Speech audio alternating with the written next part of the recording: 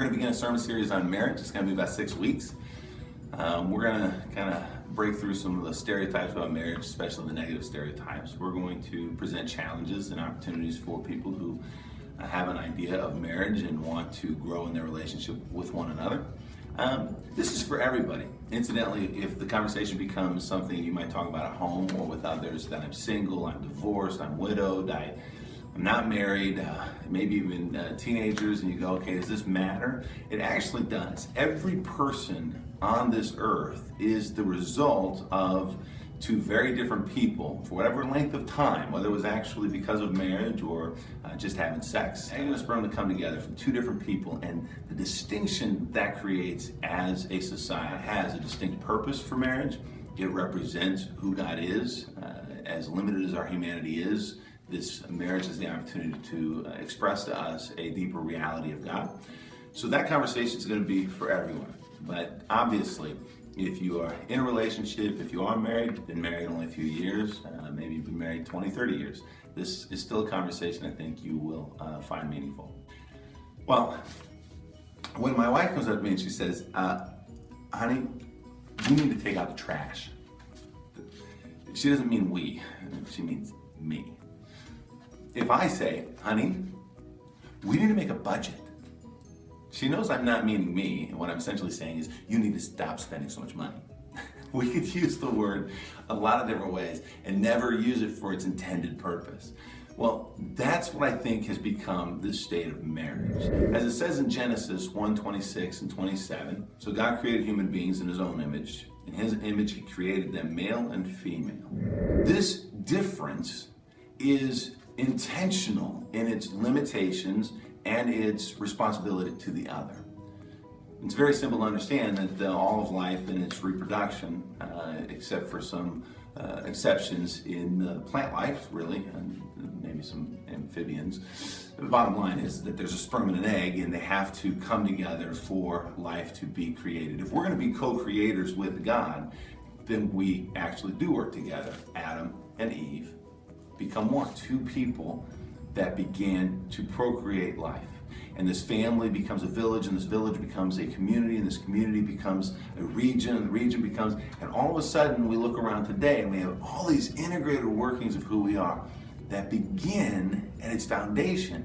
And I think that is one of the most important pieces missed in our society today, is that we have such negative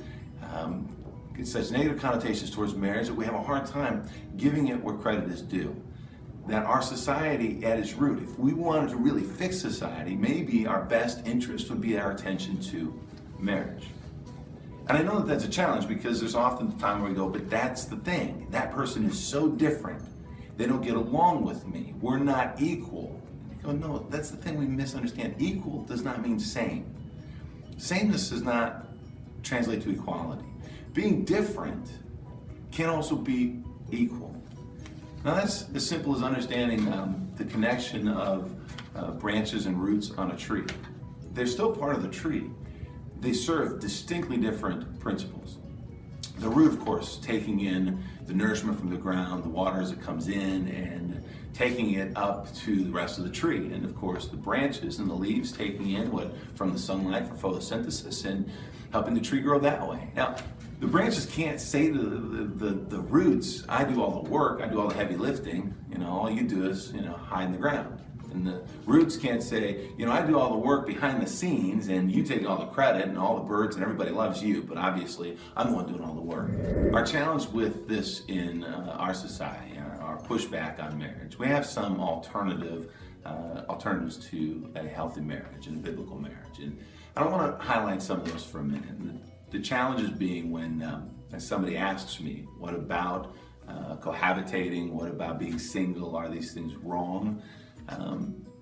I think the biggest presentation we can share is how often we take something from somebody else's definition because it really becomes me first, not we first.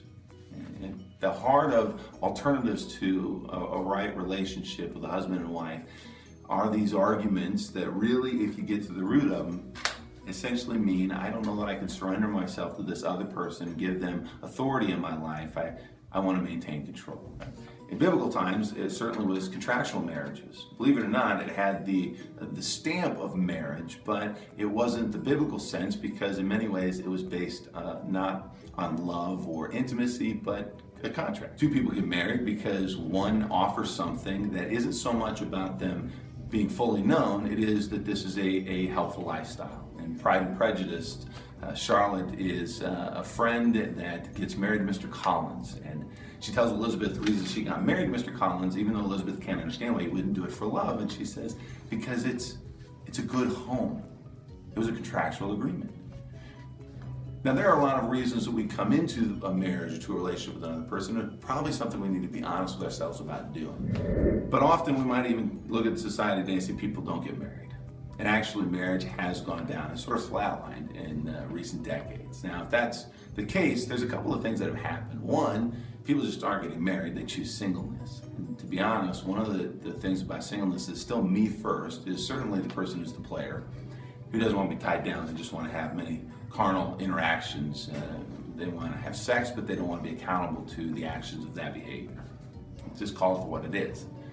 But there's one that's even more subtle than that. It's still a challenge to the right marriage that God would have for us, and that's to be a single parent. It doesn't mean that people intend to start out that way, but there is this growing sense of, I can be a parent, but I don't have to be married. I don't need that counterpart. I don't need that other person. And if you're single and you're listening to this, and one of the things that you're going to have to ask, especially if you're a single parent, is the challenge of listening to this moment and being honest with yourself about how you came to that place in life. And maybe somebody took off and they left you high and dry. But can we be honest for a minute? There's also a growing desire to have authority and intimacy in somebody else's life. What a child affords, that we don't have to surrender to an equal yet different person. Now follow that for a minute. Because you can have children today and financially afford them and care for them and have resources to help you as a parent, you don't necessarily have such a need as maybe hundreds of years ago to have the help of that other person. But to raise a child with the intent of being a single parent is essentially to say, I want that intimacy. I'm longing for that intimacy. I want this from this child. But that can't fully happen as God intended because that child is subordinate to you as a parent. What God intends is this equality of saying, I'm going to allow myself to be vulnerable, to be in submission to the other, which we'll get to Ephesians 5:21, and one to another. And if I'm going to submit and surrender to something that you know and understand differently than I do, and you're going to do that to me, we learn this trusting relationship. How does that work? And then, of course, cohabitation is we want to try it out first. And they go, what do you want to try out? Now, some people have actually said, well, we're not sure if we're sexually compatible.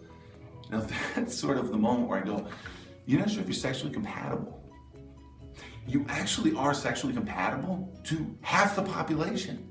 That's millions of people around that you're sexually compatible to. What is really the question is, are you relationally compatible? And I don't know that has to be the basis of cohabitating first. And of course, then the argument still is that, well, yeah, if we're not sure if we're relationally compatible, we live together and figure this out. Now, that'd be like buying a car. If you went to a car dealership and you said, I'd like to try this out. Now, they might let you take the car for 24 hours. It's one of the commercials that they'll say, hey, we'll give you this for an overnight test drive. What if you kept it for about 6 months? And you didn't sign on the dotted line that you're going to purchase the car, that you're going to take ownership and responsibility for that car and all the things therein. You just say, you live in it, you spill coffee in it, you get the M&Ms stuck in the dashboard, you get baby spills on it, you rub against one of the parking meters, and then all of a sudden you say, this isn't working for me, and you want to give it back. Have you made that confession? Because what you've really presented to people is essentially saying, I don't know that we want to get married, so just so everybody knows we're together, but we don't have to be. It's kind of coming in the back door. Like you brought in the bags and you didn't want everybody to see that you were kind of moving in and making this commitment, so you kind of slipped in the back door and, oh yeah, they stayed for tonight or for a few nights, and then it becomes a few weeks, and now the toothbrush is in the bathroom. And you want to be with somebody who isn't ready to sign on the dotted line, to proclaim their love, to say, you and only you You who are created so incredibly different than me. You who sees the world so entirely different that you can teach and share with me and give me a perspective on life that I can't have on my own. It's you and only you. Well, the power of that relationship, this marriage, profess your love for another. What makes it so incredibly valuable is not just for our societal purposes, but our spiritual purposes. Let's go back to what God said. The two made differently, male and female, in God's likeness. What God is revealing is that at the core of our humanity, the root of all society of a man and a woman is the most emblematic relationship of the divine. You know, God in three equal, distinct, but one God, the Trinity. Father, Son, and Holy Spirit. And here's the thing, they're distinctly different, and yet they're one. And God says, how can we create humanity to be co-creators like us, to be co-governing over all the earth, and understand this closeness to God, that God understands within God's own self? Marriage.